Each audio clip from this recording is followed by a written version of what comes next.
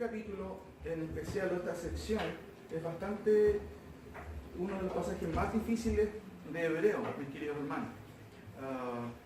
Y en realidad ha sido un desafío estudiarlo para poder obviamente llegar a ciertas conclusiones. Se habla de personas que gustaron, que fueron iluminadas, que gustaron del don celestial, pero también se dice que recayeron. Entonces vamos a ver de qué se trata esas personas, quiénes son o cuál es la idea del autor en esta sección. Un pequeño resumen, si se dan cuenta, el autor va escalando un poquito en lo que es su argumentación y él nos va a hablar, y el hilo rojo de todo esto, ¿cierto? Bueno, es Cristo, la superioridad de Cristo, y se acuerdan en cierto sentido cuál eran un poquito los peligros que había en este grupo. Estaban volviendo atrás, ¿cierto? Que algunos estaban dudando si Cristo realmente era suficiente, querían volver al judaísmo, y de hecho el autor en toda la epístola, no lo voy a mostrar ahora, expone y exhorta a través de muchos versículos. Por ejemplo, si oyeres hoy su voz, no endurezcáis vuestros corazones, ¿cierto? No dejando de congregarnos como algunos tienen por costumbre, y así sigue un montón de otros versículos, y así va subiendo, ¿cierto?, el tono, digámoslo así, de la exhortación. Ahora, hay un hilo rojo también paralelamente hablando, porque el autor quiere exponer acerca de las prerrogativas de Cristo. ¿Quién es Cristo? Y el autor en el principio dice, y hace una alusión, dice que él efectuó la purificación. Y eso tiene que ver con un papel, y el papel sacerdotal, que después en el capítulo 3 va a decir considerar al apóstol y sumo sacerdote, ¿cierto? En este caso en el contexto a Cristo. Pero ya en el capítulo 4 él va a decir, tenemos un sumo sacerdote. Entonces, él hace constantemente comparaciones al sacerdocio del Antiguo Testamento, que era constante, continuo, pero él nos va a presentar a Cristo como un sacerdote superior, ¿ya? Un sacerdote que en cierto sentido superó de manera total al sacerdocio del Antiguo Testamento, y que él quiere que los oyentes consideren eso, porque muchos de ellos estaban dudando justamente. Ahora, Cristo sacerdote según el orden de Melquisedec. Este es un tema que él va a intercalar aquí en el capítulo 5. Vamos con una escalerita, da poquitito, viendo, ¿cierto?, la revelación de Dios, la última voz de Dios, Cristo, su naturaleza, su estatus, su misión, su función sacerdotal, ¿cierto?, el llamado a creer, el peligro de la incredulidad, el reposo, ¿cierto? Él va a hablar de un reposo. Estuvimos viendo qué significaba eso. En el Antiguo Testamento el reposo era llegar a la tierra de Canaán, pero él habla del reposo de estar en Cristo, ¿cierto? Tocamos también el tema del poder de la palabra de Dios, y finalmente el llamado a creer. Pero aquí viene un pequeño paréntesis, que él va a hablar de Cristo sacerdote según el orden ¿de quién? De Melquisedec. Un tema un poco difícil, y es por qué va a hacer un pequeño paréntesis, ¿cierto? Y como dice ahí, es un paréntesis exhortativo. Y si usted me acompaña un poquito en el versículo 11 del capítulo 5, refiriéndose a este tema de Melquisedec, que lo va a ir exponiendo de a poquitito, ¿cierto? Él va a decir, acerca de esto tenemos mucho que decir y difícil de explicar. ¿Acerca de qué? Acerca de esta cuestión, del sacerdocio de Cristo según el orden de Melquisedec. Entonces el autor se frena en esta situación, se frena y no sigue adelante. ¿Por qué? Porque hay un tema, ¿cierto?, que tiene que tratar antes. Él nos va a exhortar antes de seguir explicando este tema que para ellos, en cierto sentido, y para el mismo autor, dice, acerca de esto tenemos mucho que decir y difícil de explicar. De hecho, en el original dice difícil de interpretar. Pero la razón, ¿cuál es? Fíjense, por cuánto os habéis hecho tardos para oír. O sea, una de las razones de por qué el autor no puede explicar o es difícil, no es tanto porque en sí para él la materia era, digamos, difícil, aunque sí es, digamos, para nosotros quienes estudiamos la palabra, sí tiene una cierta dificultad, pero la dificultad pasaba por el auditorio, porque no estaban de alguna u otra manera teniendo la actitud correcta, porque eran tardos para oír, que es una frase que habla de que las personas como que tenían comezón de oír, como dice Pablo en sus epístolas. Y obviamente dentro del contexto en que estamos viéndolo hoy estaban dudando de este Cristo. Por eso se hacía difícil. Ahora, fíjense que del capítulo 5, del 11 al 14, el autor va a explicar, y este paréntesis que él hace se divide en tres partes que hemos estado viendo. Primero, la anatomía del problema, que empieza justamente en el versículo 11 hasta el versículo 14. Él dice: acerca de esto tenemos mucho que decir y difícil de explicar, por cuanto os habéis hecho tardos para oír, porque debiendo ser ya maestros después de tanto tiempo, tenéis necesidad de que se os vuelva a enseñar cuáles son los primeros rudimentos de la palabra de Dios. Entonces, la primera parte que él ve, él analiza la anatomía del problema. ¿Cuál es la anatomía del problema? Es que ellos son tardos para oír. Debían haber sido, ¿qué cosa? Maestros. ¿Pero qué eran? Todavía eran niños. ¿Y necesitaban de qué? De leche, no de alimentos sólidos. La segunda parte, 6, del 1 al 3. Fíjense: por tanto, dejando ya los rudimentos de la doctrina de Cristo, vamos adelante a la perfección, no echando otra vez el fundamento del arrepentimiento de obras muertas, de la fe en Dios, de la doctrina de los bautismos, de la imposición de las manos, de la resurrección de los muertos y del juicio eterno. Y esto haremos si Dios en verdad lo permite. Segunda parte de esta sección tiene que ver con el llamado que él hace. ¿Cuál es el llamado ahí? Por tanto, ¿vamos a dónde? Adelante. Ya no nos quedemos pegados con los rudimentos, sino que sigamos avanzando. Pero también, y eso tiene que ver con las medidas inmediatas que el autor está tomando. Vamos adelante. Es un aliento por un lado, ya los ha exhortado, pero aquí viene una tercera parte que vamos a ver hoy día, que tiene que ver con una advertencia. La imposibilidad espiritual. Entonces, en general, todo este párrafo, este texto en general, se le llama a veces una perícopa en general, que reúne varias ideas, ¿cierto? Concluye con esto, antes de retomar el tema que él dejó, porque tenía necesidad de exhortar a los creyentes ahí, a los oyentes originales, en cuanto a este tema. No podía avanzar sin antes hacer un pequeño paréntesis exhortativo, ¿cierto? Porque había un caso, había un problema, ¿cierto?, entre ellos. Ahora, eso es lo que hemos visto y vamos a ver ahora esta tercera parte que tiene que ver con la advertencia. Fíjense que la primera parte estuvimos viendo, y esto solamente como repaso, la realidad de los oyentes. Ahí está, acerca de esto tenemos mucho que decir y difícil de explicar. ¿Por qué es difícil? Por cuánto os habéis hecho tardos para oír. Esa era la realidad de los oyentes, la expectativa fracasada. ¿Cuál es la expectativa fracasada? Fíjense en este versículo, en su Biblia, el versículo 12 del capítulo 5. Porque debiendo ser ya maestros después de tanto tiempo, tenéis necesidad de que se os vuelva a enseñar cuáles son los rudimentos de la palabra de Dios. La expectativa era una expectativa fracasada. Es triste, a veces para los líderes de la iglesia, a veces se proyectan trabajos, se proyectan estudios. ¿Para qué cosa? Para que la gente, para que los hermanos, y para que todo en general lleguemos, ¿cierto?, y maduremos en la vida cristiana. Pero a veces eso no sucede. Por eso se habla de una expectativa fracasada. Porque lo ideal es que los creyentes en una iglesia queden estancados o crezcan. Crezcan en el Señor y maduren en el Señor. Pero aquí la realidad era una expectativa fracasada, porque los creyentes no estaban avanzando en su vida cristiana, seguían siendo niños. Y paralelamente a eso, ¿qué pasa cuando una persona es niño? Es inmaduro. Un niño llora constantemente, reclama, se siente incómodo, ¿cierto? Y es natural que los niños sean así. No es una exhortación para los niños son así, no hay que preocuparse en ese sentido. Pero es preocupante cuando una persona tiene muchos años en la iglesia y ya es adulto, pero sigue siendo un niño. Tercera cosa, la diagnosis o pronóstico espiritual. ¿Qué dice él? Pero el alimento sólido es para los que han alcanzado madurez. ¿Quiénes son los que han alcanzado madurez según el autor? Miren, para los que por el uso tienen los sentidos ejercitados en el discernimiento del bien y del mal. El autor hace tres cosas en la primera parte. En la segunda parte, ¿cierto? Bueno, ya lo vimos, ¿cierto? Como les dije yo, tiene que ver con el llamado. Pero ahora vamos a ver lo imposible, o cuál es la imposibilidad espiritual, y también la advertencia que hace el autor esta mañana. Y yo quiero que nos centremos ahora en este pasaje. Lo primero, mis queridos hermanos, ahí, porque dice, es imposible. Mire lo que dice el versículo 4, y aquí ya estamos entrando un poquito.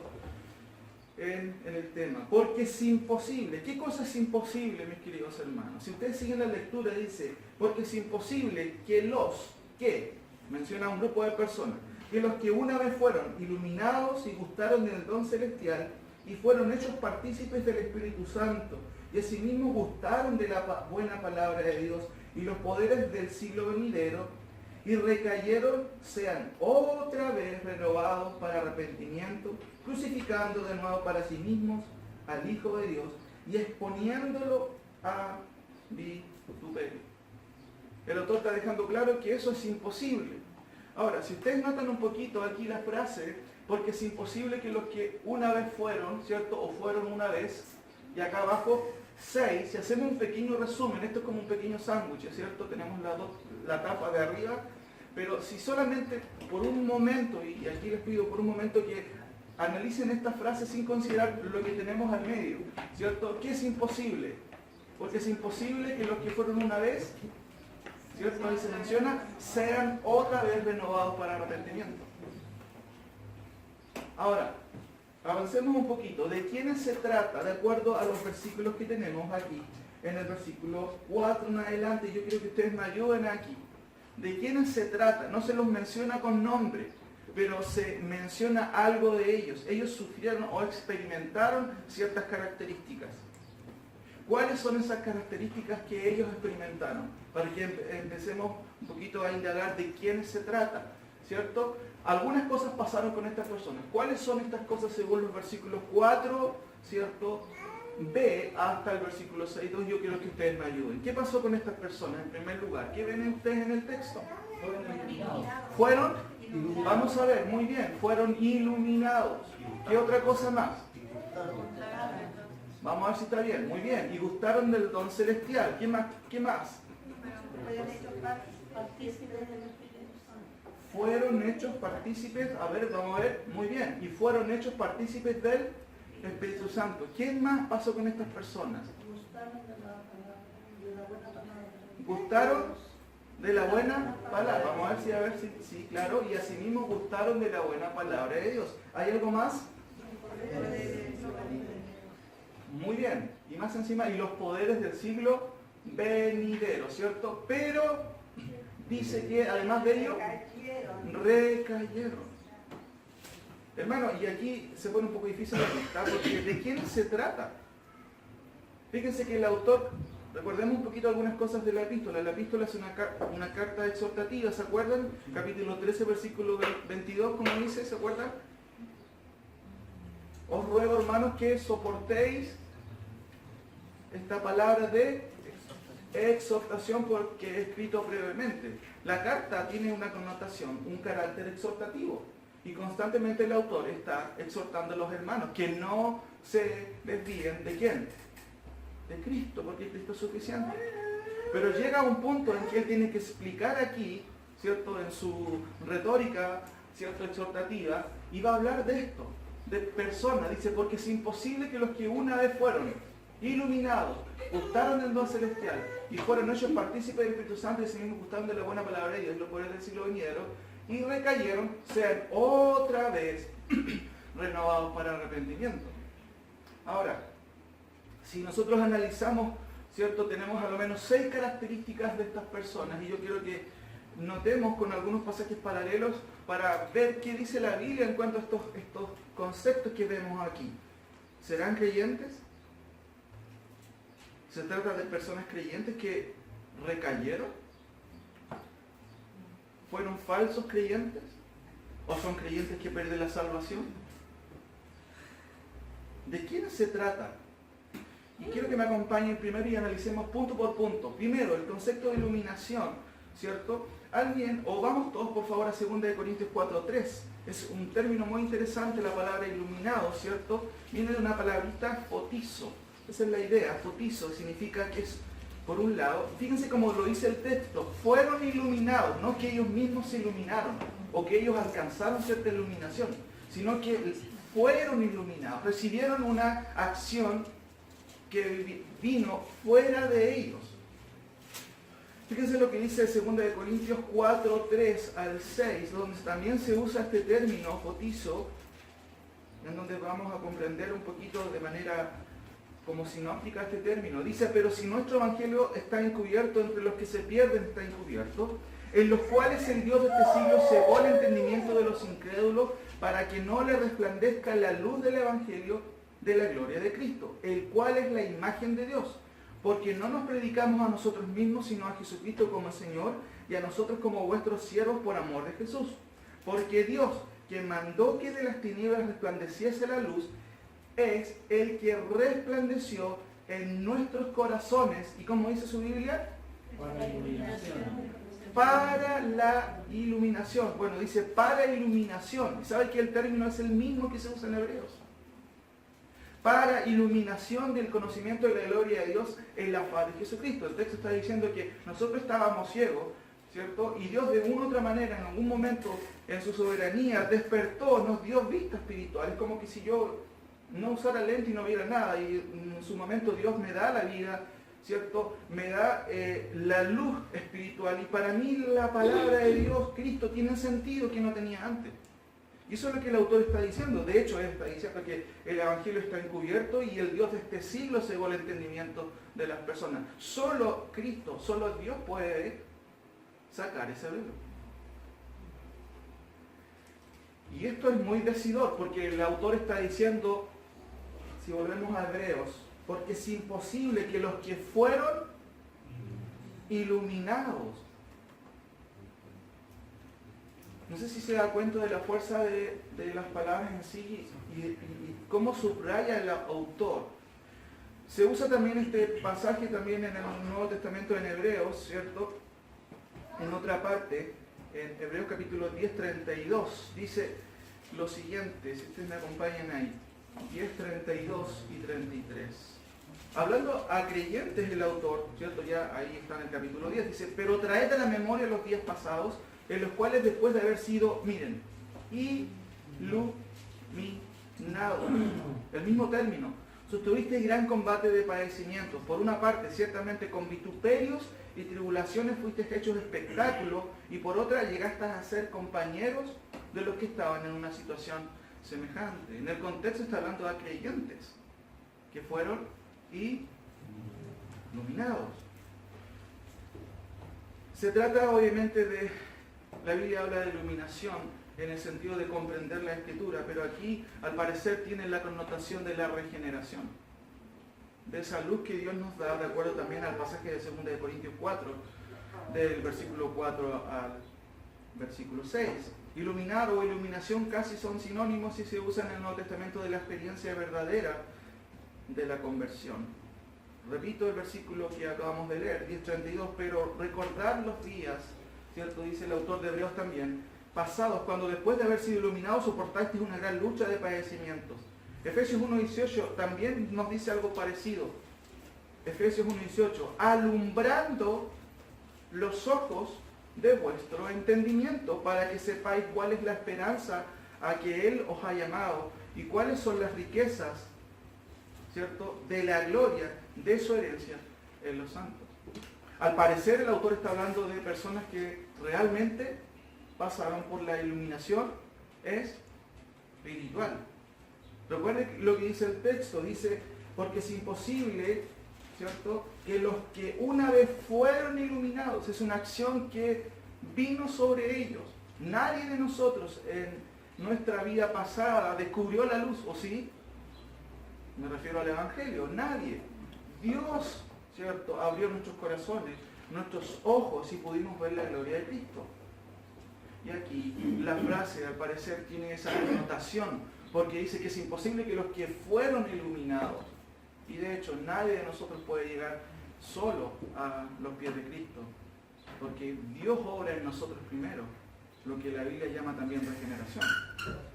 Entonces, al parecer esta palabra es muy decidora, ¿cierto? La segunda palabra aquí dice, ¿cierto?, es, y gustaron del don celestial. ¿Qué se refiere? ¿A qué se refiere eso? Que gustaron del don celestial. Bueno, el don celestial en la Escritura concluye en muchas cosas, y una de ellas también es la salvación. Las bendiciones de Dios, ¿cierto? Cristo mismo es un don para nosotros, pero la salvación también es un don. Ahora, fíjense, hay varias cosas que me llaman la atención, y de hecho yo estudiando el tema descubrí otras cosas que son interesantes, y les voy a mencionar una de ellas está aquí. La palabra "y gustaron del don celestial", de hecho el autor la usa en la misma epístola, y miren cómo la usa, por favor vayan a Hebreos 2:9. ¿Cuál es el sentido de gustar? Porque a veces algunos teólogos dicen, no, pero estas personas no comieron, simplemente gustaron. Es como cuando usted está en un cóctel y saca una brocheta y la coloca en la mayonesa y después la deja en el plato. Ah, gustó simplemente, pero no comió. Pero miren cómo usa el autor la palabra gustar, justamente en el 9. Pero vemos a aquel, Cristo, que fue hecho un poco menor que los ángeles, a Jesús coronado de gloria y de honra, a causa del padecimiento de la muerte, para que por la gracia de Dios, ¿qué hiciese? Gustase, ¿qué cosa? Ahora les pregunto, ¿él gustó como que probó de lejos la muerte? ¿Cuál es el significado de esta palabra que se usa en cierto sentido como metonimia? Ahí. ¿Experimentó? Muy bien, experimentó, ¿qué cosa? La muerte. No gustó la muerte así como, voy a probar un poquito. No, él gustó, y en el contexto gustar ahí tiene que ver con experimentar 100% la muerte. Y el autor lo está usando en ese sentido. Ahora, otra cosa interesante que tienen que ver aquí es, fíjense un poquito en esta, en la lectura literal. ¿Alcanzan a leer todo, cierto? Sí, la hermana Noy quizás un poquito, ahí yo le leo. La lectura literal dice, gustaron además del don del celestial. Es un poco rara la frase y Germán nos podría corregir aquí con este artículo que está de más, ¿cierto? Pero saben que es interesante porque dentro de la retórica del autor, esto tiene un sentido, ¿cierto? Gustaron, además, esta conjunción puede ser traducida como más encima, que nuestra Biblia dice, es imposible que los que una vez fueron iluminados, y ahí tiene usted una conjunción, y gustaron, ¿cierto? Bueno, esa conjunción es mucho más enfática en el original y quiere decir además, o se puede traducir más encima, gustaron del don, del celestial. Y esta es una manera de subrayar del autor, ¿cierto? Que es extraño en el español, no se usa esta forma de escribir, ¿cierto? Pero es parte, ¿cierto?, de lo que es la retórica en esos tiempos. Tiene un nombre que se llama posición atributiva del sustantivo y también del adjetivo, celestial. Si se dan cuenta, vemos aquí dos cosas, porque es imposible que los que una vez fueron iluminados, y si podemos leer más o menos la intención del autor, y más encima, los que gustaron del don celestial. No sé si están dándose cuenta de la connotación del autor, de quiénes está describiendo. Al parecer se trata de quiénes, de creyentes, pero vamos a ver si se trata o no de creyentes. Pero yo quiero ver o interpretar el texto tal cual lo está o lo escribió el autor, para que comprendamos a qué se refiere el autor. Sí, tercera cosa, y fueron hechos partícipes también, ¿qué dice ahí? Del Espíritu Santo. También la frase tiene sentido pasivo, porque dice que ellos fueron hechos partícipes, no que ellos mismos hicieron partícipes. Fueron hechos partícipes, ¿cierto?, del Espíritu Santo. Alguien externo, ¿cierto?, los hizo partícipes ahí. ¿Quién fue ese? ¿Quién puede hacer partícipe a alguien, a usted, del Espíritu Santo? Solamente Dios, ¿sí o no? Y el autor lo pone de esa manera, dice, y fueron hechos partícipes, ¿cierto?, o llegaron, ¿cierto?, a ser partícipes. Nadie recibe el Espíritu Santo en su condición de muerte. La Biblia dice, porque nosotros estábamos muertos en delitos y pecados. ¿Quién puede reaccionar a la vida espiritual? No. Básicamente Dios nos hace partícipe de ello y despertamos de nuestro sueño, digámoslo así, o de nuestra muerte espiritual. Y las cosas después tienen sentido para nosotros. Vemos la vida de otra manera, vemos su palabra de otra manera. ¿Por qué? Porque Dios nos hizo partícipe de su Espíritu Santo, que trae vida a nuestro corazón de piedra. Nadie recibe el Espíritu Santo en condición de muerte, aunque aquí se use un sentido activo, ¿cierto? También los que llegaron, pero la idea en cierto sentido es pasiva. Ahora, hay algunos versículos también que tienen que ver con este versículo relacionado. Por ejemplo, en Hebreos 3:1, ser partícipes se usa también en esta epístola a lo menos 3 veces y todo tiene relación con el llamamiento de Dios. Por ejemplo, el 3:1 dice, por tanto, hermanos santos, ¿y qué dice su Biblia? Participantes. ¿De qué cosa? El llamamiento celestial. Considerad al apóstol y sumo sacerdote de nuestra profesión, Cristo Jesús. Estas personas fueron participantes y el autor usa este mismo término para referirse a quién, a personas creyentes o incrédulas. ¿Quiénes fueron participantes del llamamiento celestial? Los creyentes, ¿cierto? El versículo 14, salte ser un poco unos versículos más abajo, porque somos hechos, ¿qué cosa? Participantes. Otra vez se usa el término, participantes de quién? De Cristo, con tal que retengamos firme hasta el fin nuestra confianza del principio. Ahí hay quizás una condición. Somos hechos participantes, por supuesto somos hechos participantes, pero la evidencia de que somos hechos participantes es que, de acuerdo al versículo, vamos a retener hasta el fin nuestra confianza en quién, en Cristo, o nuestra confianza que dijimos tener al principio. Otra vez se usa el término participantes para relacionarnos con verdaderos creyentes. Como dice el capítulo 12, versículo 8 de la misma epístola a los Hebreos.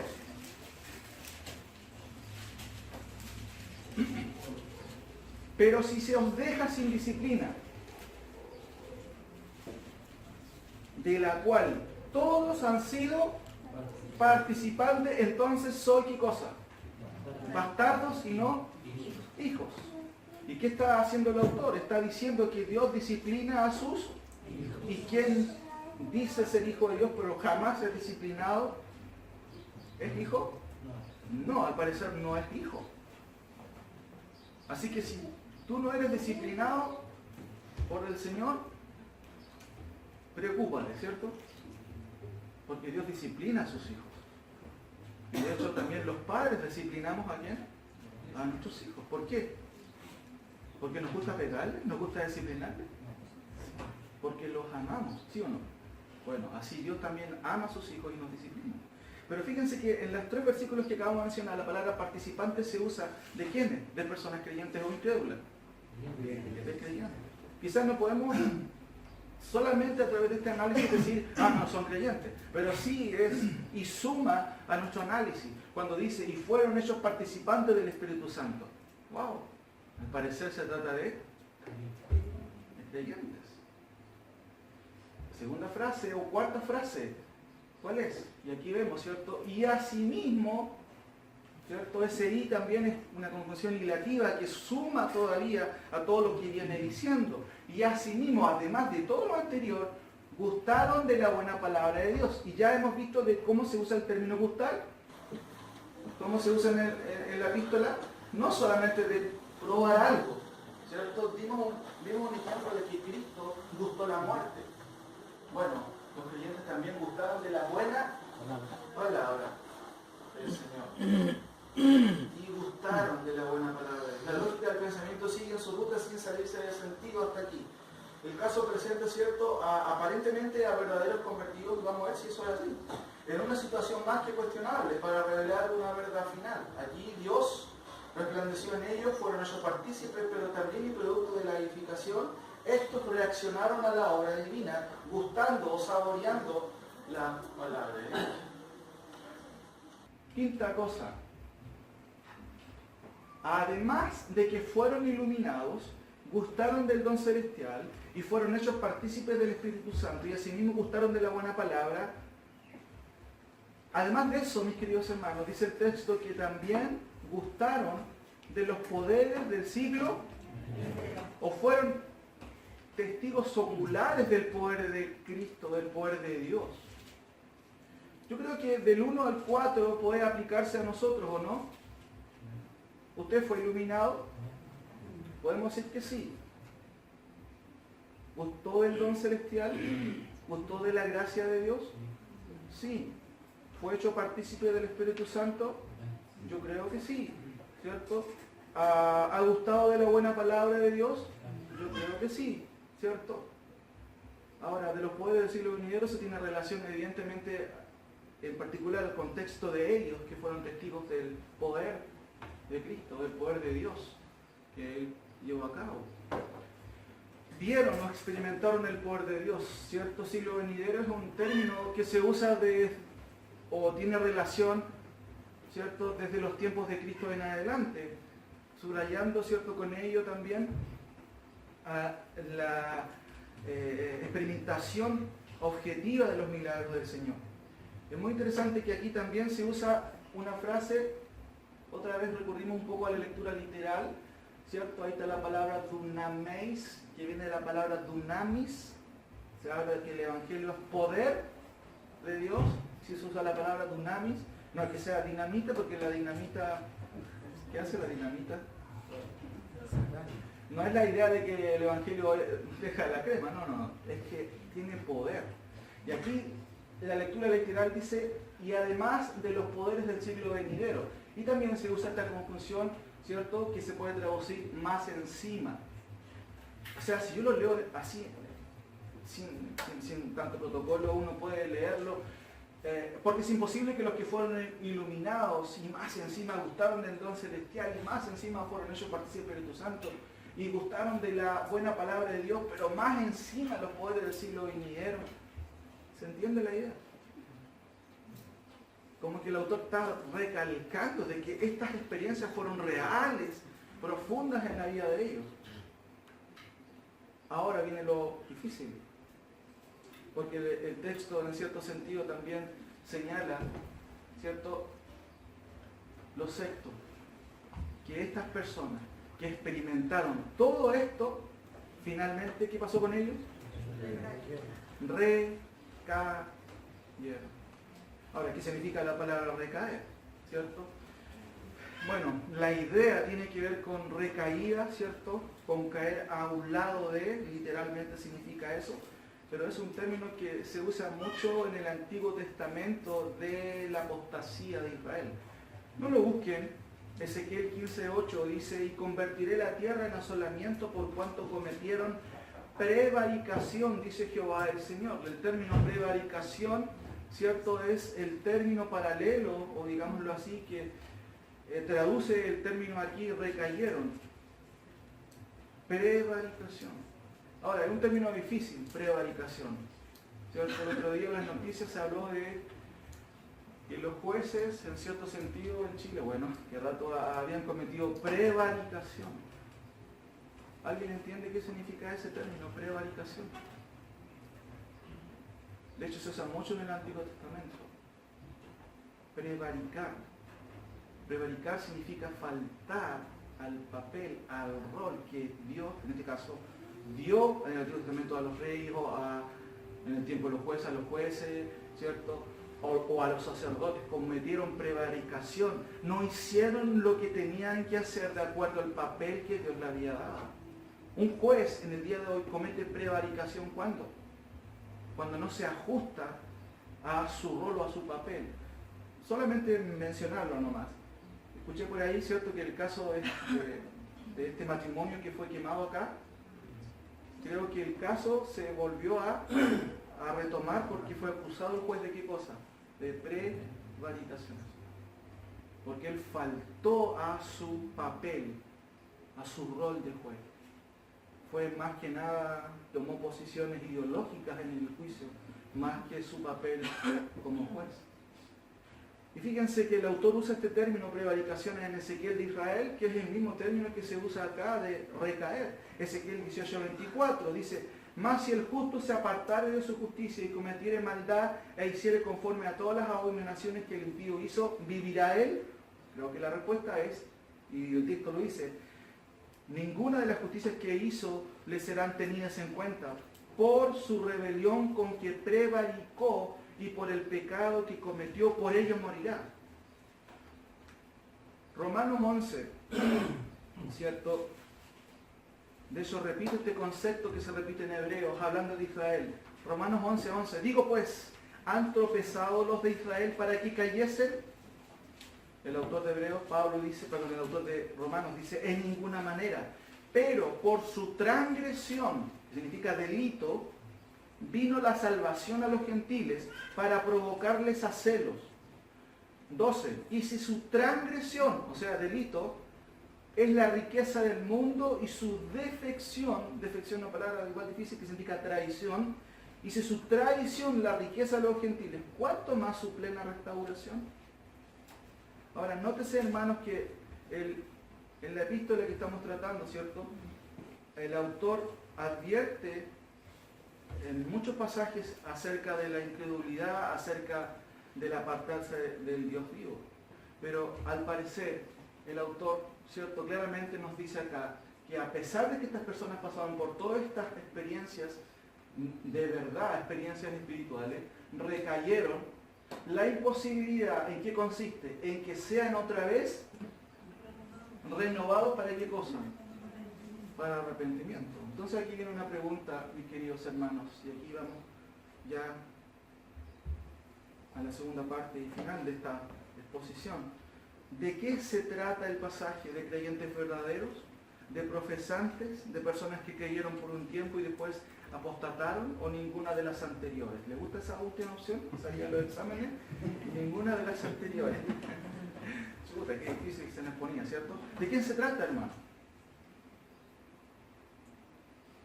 ¿Qué para usted, a quién se está refiriendo el autor? ¿O de quién se está refiriendo el autor? Les dije al principio que este es uno de los pasajes más difíciles. De hecho, los autores no están de acuerdo en quién es o de quiénes se trata.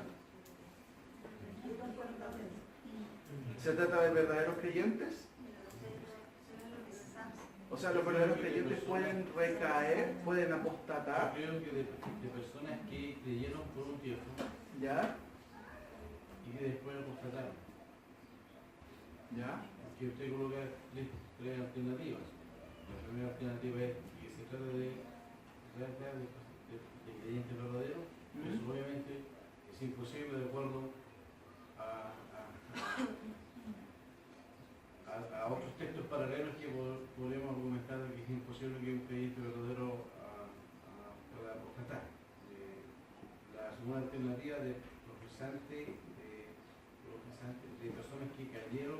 creyeron por un tiempo y después apostataron. Yo creo más esa. De acuerdo a otros textos, de hecho ese mismo texto que estamos estudiando, hay un texto clave que viene después que nos da más o menos a entender de que él se está dirigiendo hacia la iglesia de Hebreos, pero que no está describiendo el nivel de ellos, sino colocando un caso hipotético, por decirlo así. De hecho viene un texto más adelante que nos habla más o menos de ese punto de vista que yo le digo. Pero yo lo personal creo que se trata de profesantes, de personas que creyeron por un tiempo y que después apostaron. Muy interesante. Hermano, en general, ¿ustedes han conocido personas que han estado mucho tiempo en la iglesia? Sí. Y que después de un tiempo usted los ve y nunca más vuelven a la iglesia? Sí. ¿Me puede dar la lista, por favor? No. Después se la doy. No. ¿Pero usted ha conocido a gente así o no? No aquí, obviamente. No, esto no ocurre acá. Pero de repente sabemos de personas que han estado mucho tiempo en la iglesia y después de un tiempo usted las ve y, oh, ¿cómo está? Y todo, y está yendo a la iglesia. No voy ese tiempo, hace como 3 años que no voy. ¿Ese tipo de personas será creyente? No. Pero si fueron iluminados y gustaron del don celestial, usted los vio. Incluso lloraron muchas veces y usted fue testigo. Bueno, empecemos a descifrar esto de acuerdo, ¿cierto?, a la palabra misma. ¿Cómo empieza el versículo, mis queridos hermanos? ¿Cómo empieza el versículo 4? Ya, quedémonos hasta ahí. Esa palabra, porque es imposible. ¿Qué significa eso?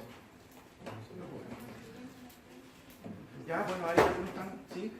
Miren, ese propio término al principio ya me dice mucho, porque es imposible. Y de hecho, miren cómo se usa la palabra imposible, el autor de Hebreos la usa 3 veces, y es importante porque él está escribiendo la epístola, y es una pista muy interesante, Hebreos 6:18, que es imposible, y él usa el mismo término aquí, porque es imposible que suceda esto. Y el autor está empezando diciendo, porque es imposible que los que fueron iluminados, gustaron de lo celestial, ¿cierto? Sean otra vez renovados para el arrepentimiento.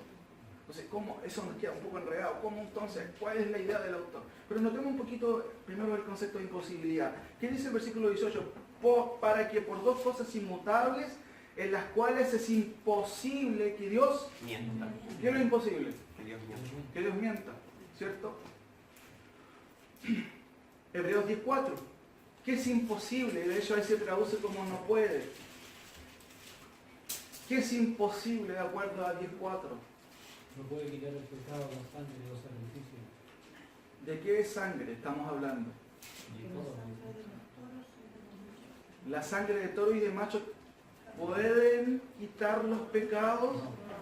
Definitivamente es imposible. 11:6. ¿Qué es imposible ahí?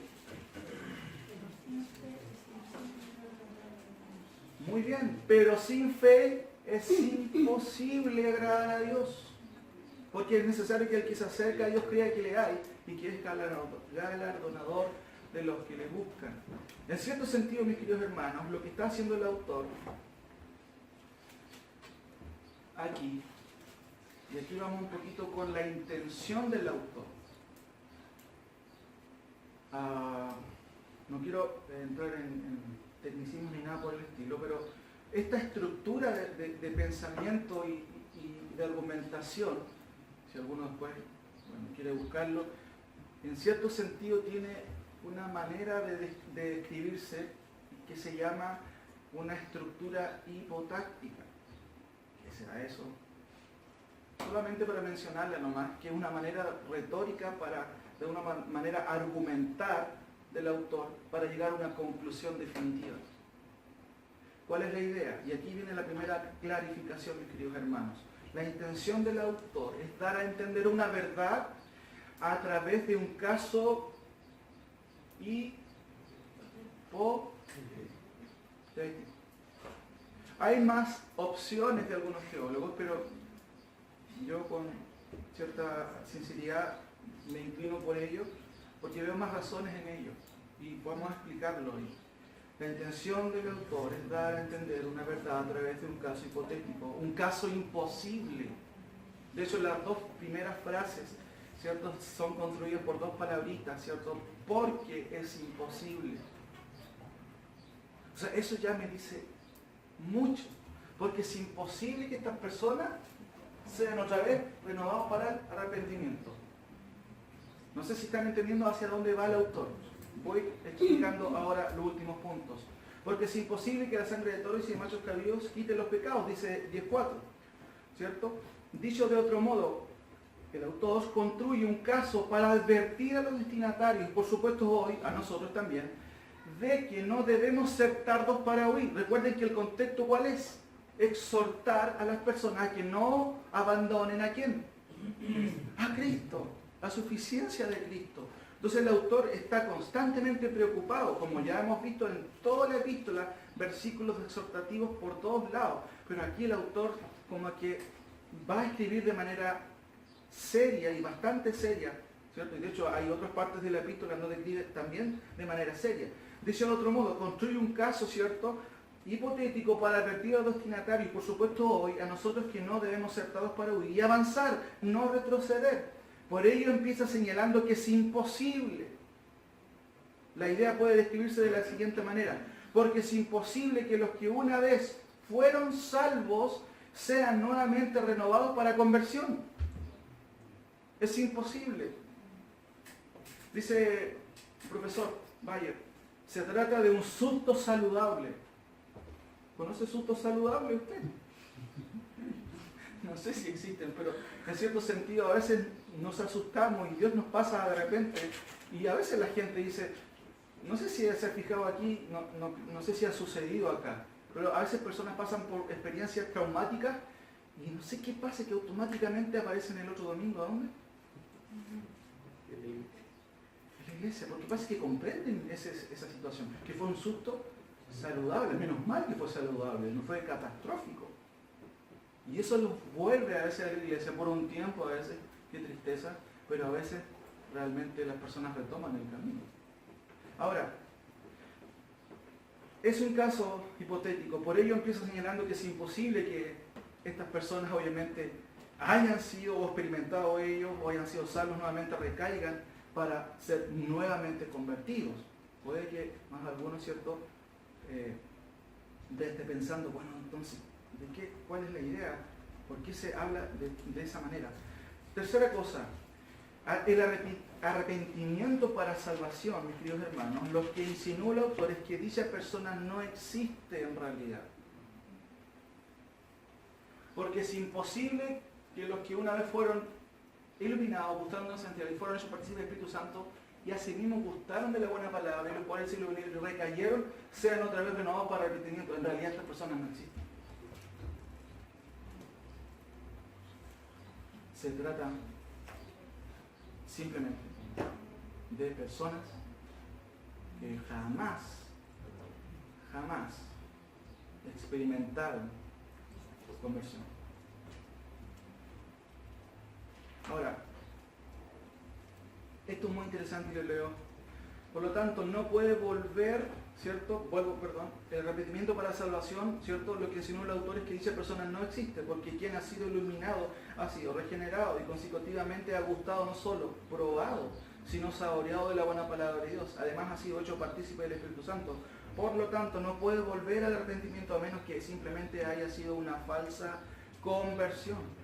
El hombre solo puede experimentar esta vuelta trascendente de las tinieblas a la luz. ¿Cuántas veces? ¿O está constantemente yendo de tinieblas a la luz? No, una sola vez, mis queridos hermanos, Efesios 4:14. Después no solo se supone, sino que andará en luz. No siempre entonces tenemos un correcto sentido del arrepentimiento. No si esa persona se arrepintió, pero hermanos, ¿qué significa el arrepentimiento? De hecho, el arrepentimiento es un mandato continuo que vemos en la palabra. Y las veces que aparece como verbo es una acción continua, una definición concreta, y me gusta mucho esta definición, ¿cierto?, del arrepentimiento del pastor Paul Washer. Dice en el Nuevo Testamento, ustedes lo leen ahí, yo lo leo acá, la palabra arrepentirse se traduce con mayor frecuencia de un verbo griego que se construye de otro verbo que significa percibir o entender, que viene de mente, noeo, y una preposición que denota cambio, metanoeo, de allí metanoía también. Por tanto, el arrepentimiento implica un cambio radical en la percepción de las cosas de una persona o de una visión de la realidad. En la Escritura, este cambio de mente nunca se limita al intelecto, sino que tiene un efecto asimismo radical sobre las emociones y la voluntad. En síntesis, dice el pastor, el arrepentimiento genuino inicia con una obra del Espíritu Santo en la vida del pecador, por lo cual Él regenera el corazón, ilumina la mente y expone el error mediante una revelación de la verdad divina. Debido a esta obra divina, la mente del pecador cambia y su visión de la realidad se altera de manera drástica, ante todo respecto a Dios, uno mismo, el pecado y el camino de salvación. Me parece tremendamente esta cita muy ajustada a lo que dice la Escritura. Finalmente, hermanos, 5, lo que se trata o lo que trata de decir el autor también, y usando una ilustración, fíjense en la ilustración que él usa en el versículo 7 y 8, porque esa es una ilustración que usa el autor. Miren, pongan atención, porque la tierra que bebe la lluvia que muchas veces cae sobre ella y produce hierba provechosa a aquellos por las cuales es labrada, recibe bendición de Dios, un tipo de hierba. Pero la que produce espinos y abrojos es reprobada, está próxima a ser maldecida y su fin es ser quemada. O sea, la lluvia acá, dice el autor de Hebreos, o da buena fruto o malos frutos simplemente. No hay colores intermedios. De la misma manera, es imposible que una persona haya experimentado todas estas características y apostate de la fe. Es imposible. Es imposible. No se trata de que es un creyente carnal, porque no existe esa definición en la Escritura. Simplemente a lo mejor se trata de una persona que es un religioso, una persona piadoso o un moralista. ¿Usted sabe lo que es una persona moralista? Una persona que se porta bien. Usted tiene vecinos muy buenos a veces, ¿sí o no? Son intachables. Incluso usted mismo puede decir, son mejores incluso que los hermanos de la iglesia, ¿o no? A veces hemos dicho eso, ¿no? Sí. Conozco un vecino que se ha ganado el cielo. No sé si dice usted eso, pero a veces decimos eso. Bueno, esas son personas buenas, moralistas. Y de hecho en nuestra iglesia a veces podemos tener moralistas, no acá, aquí todos son todos creyentes. Moralistas, que se aprenden los himnos, se aprenden las canciones, aprenden a ubicar la Biblia, los libros y todo, y parecen que fueran creyentes, pero sabe que en el fondo no lo son. No son creyentes. Por eso que el autor es tan fuerte, y termino con esto, hermanos. Lo que se trata, ¿cierto?, de decir el autor, y usando esta ilustración, es que los frutos verdaderos no confluyen, los frutos verdaderos espiritualmente no confluyen en acciones apóstatas. No. Una persona que es iluminada va a tener luz de la Escritura, no va a terminar en el camino errado, no va a recaer. No. No estoy hablando de perfección en el sentido absoluto. Los creyentes pecamos, sin duda, por comisión o por omisión. Pero no es un estado en el que volvemos a caer. No, para nada. Lo que se trata entonces, ¿cierto?, es que los frutos verdaderos no confluyen en acciones apóstatas. En otras palabras, es imposible que hayas sido salvo y estés viviendo una vida en desobediencia a Dios. Eso no calza, mi querido hermano. No, si yo acepté al Señor, pero tu vida no demuestra eso. Como decía en una de las predicaciones antiguas del pastor Paul Washer, él decía, pero hablando, ¿cierto?, retóricamente, con una figura ahí dentro de su discurso, él decía, pero yo entré por la puerta, y él decía, pero estás andando por el camino ancho, ¿se acuerdan? No sé si algunos lo vieron. Una persona puede decir, yo entré por la puerta. ¿Quién es la puerta? Cristo. Pero no estás andando por el camino angosto, sino por qué camino. ¿Quiénes andan por el camino ancho? Los que no son creyentes. Y tú puedes decir que entraste por la puerta miles de veces, pero la evidencia de que entraste por la puerta angosta es que debes caminar por el camino angosto. Por eso, en otras palabras, es imposible que hayas sido salvo y estés viviendo una vida de desobediencia a Dios o a su palabra. Si esto es así, no es que seas salvo, simplemente estás pasando como un creyente, pero realmente no has nacido de nuevo. En el mejor de los casos era un religioso, un moralista culturalmente cristianizado. Hermanos, y en general hablo aquí, en la iglesia evangélica hay muchas personas que culturalmente han adoptado una forma y estilo de religioso que parecen tan parecidos a un evangélico, incluso hasta a veces los pastores son engañados, pero no son creyentes. Finalmente, termino con esto. Esta perícopa o esta sección de Hebreos, este pasaje, como ya dijimos, es parte de una sección exhortativa. Sin embargo, debemos tener en cuenta que su clímax tiene una exhortación también lapidaria, pavorosa, señala el profesor Bayer. La última frase señala, porque es imposible que sean otra vez renovados para arrepentimiento. Esta frase final señala una verdad paralela a la responsabilidad del hombre. Si bien es cierto, la fe y la salvación, la gracia, la fe, son dones de Dios, también es una responsabilidad, mis queridos, del hombre. Y cuando una persona es exhortada a creer en la fe y no quiere hacerlo, ¿usted sabe lo que pasa? ¿Cuál es el peligro mayor de eso? Cuando una y otra vez ha escuchado la palabra, pero no quiere hacer caso, acompáñenme a Hebreos 12, por favor. Con esto vamos terminando. Hebreos 12, 7.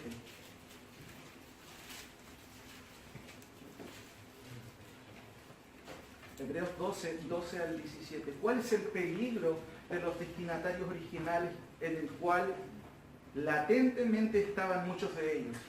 Fíjense que me gusta mucho cómo lo describe aquí en esta parte. Por lo cual, y esto tiene que ver con algo que él expone más adelante, pero nos sirve como conclusión y cierre. Dice, por lo cual, levantar las manos caídas y las rodillas paralizadas. ¿Qué son rodillas paralizadas? Que no se mueven, que están ahí. Y haced sendas derechas para vuestros pies, para que lo cojo no se salga del camino, sino que sea sanado. Seguid la paz con todos y la santidad sin la cual nadie verá al Señor. Mirad bien, no sea que alguno deje de alcanzar, ¿qué cosa? La gracia de Dios, que brotando alguna raíz de amargura os estorbe y por ella muchos sean contaminados. Hermanos, la amargura no es algo simple, porque contamina, claramente como lo dice aquí el autor. No sea que haya algún fornicario escondido que nadie lo sepa, o profano como Esaú, que por una sola comida vendió su primogenitura. Porque ya sabéis que aún después, deseando heredar la bendición, ¿qué le sucedió?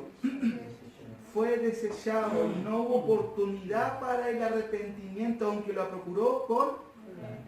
Hermanos, uno de los peligros más graves de no escuchar la palabra de Dios, el autor dice, si oyeres hoy su voz, no endurezcáis vuestros corazones. ¿Por qué?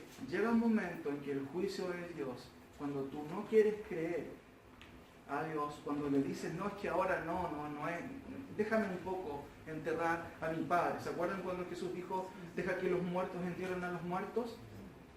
Pero ven tú, y él dijo, no, es que mi padre todavía está vivo, déjame que él muera y yo después te puedo seguir. Cuando uno desobedece a la voz de Dios de ir a Él, llega un momento en que no vas a poder ir. No sé si me entienden.